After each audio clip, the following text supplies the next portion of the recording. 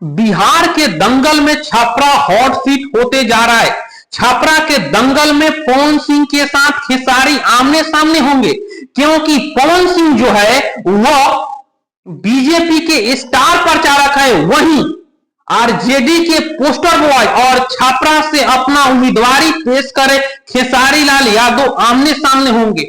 वहीं सीमा कुशवाहा के भी छापरा में एंट्री होने वाला है। जिस तरह से खेसारी लाल यादव जब लोकसभा के चुनाव हुई थी तो वहां पर सीमा कुशवाहा के साथ नजर आए थे, आज जब सीमा कुशवाहा की जरूरत खेसारी लाल यादव के है तो वह छापरा आने वाली है, वह भी तेजस्वी यादव के साथ। और अब ये जो फाइट होने वाली है, एक तरफ पवन सिंह होंगे, दूसरे तरफ खेसारी होंगे, एक तरफ नीतीश कुमार होंगे, दूसरे तरफ जो है वह तेजस्वी यादव होंगे। वहीं सीमा कुशवाहा भी इसमें तड़का लगाती हुई नजर आएगी। जिस तरह से आज महागठबंधन की फूट की खबर भी सामने आ रही है, उसको मद्देनजर नहीं रख रहे हैं तेजस्वी यादव।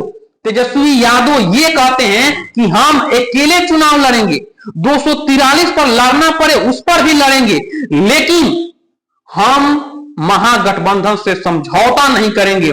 243 पर हम अपना उम्मीदवार खड़ा कर देंगे, 143 पर वह खड़ा कर चुके हैं। और खेसारी लाल यादव के सामने जिस तरह सीमा कुशवाहा की साथ मिलेगी, तेजस्वी यादव के साथ मिलेगा, और इन लोगों का एक ही लक्ष्य है कि छापरा को बदलना है।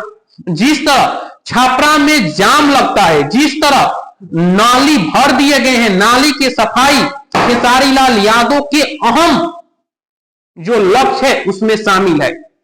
उन्होंने कहा कि छापरा में हम जल्द ही इंजीनियरिंग कॉलेज और मेडिकल कॉलेज का स्थापना करेंगे। उन्होंने कहा कि हम यहां पर ऐसा विकास करेंगे जो छापरा जयपुर होते हुए नजर आएंगे।